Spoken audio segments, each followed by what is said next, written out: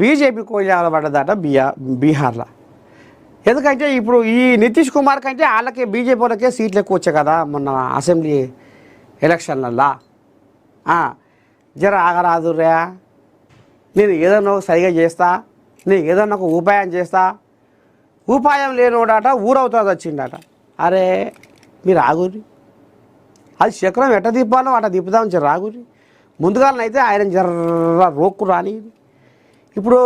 ఇప్పుడే మిమ్మల్ని మనమే బీజేపీ అని మిమ్మల్ని బీజేపీ అభ్యర్థిని సీఎం అని ప్రకటిస్తే మళ్ళీ ఈ కోయిలాగా కాడెత్తేస్తుంది. మళ్ళీ దాని పక్కపోయించి ఈ బుడ్డ కోయిలాగలు మళ్ళీ దానికి అంటకాగుతాయి. అట్టనైనా మళ్ళీ అదే. అందుకైనా జర్రాగు. మనకు మంత్రి పదవులు మనకే జోరుండే, ఉప ముఖ్యమంత్రి మనకే జోరుండే.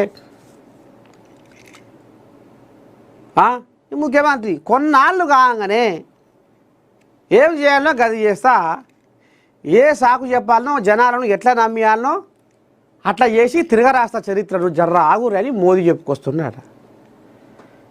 ఏం తాత మరి అది ఇంకేం చేయబోతుందంటే కనపడతలేడా?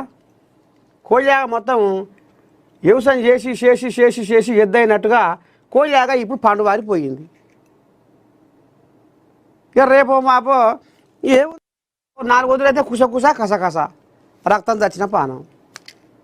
ఈయేడున్న బలం ముందుకున్న బలం ముందుకుంటుందా?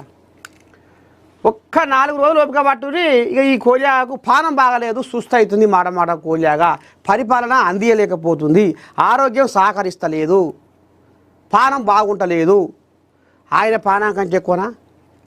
అందుకనే ఆయన పక్కకు పెట్టి ఇంకొకరిని సీఎం చేస్తాము అనేది గిట్ట తీసుకురావాలి. వరుస జర మీరు సైసుర్రి అని మోదీ ఈ బీజేపీ కోయిలాగల చెవులా వేస్తుండట. ఏందనుకుంటున్నారు మరి రాజకీయం అంటే?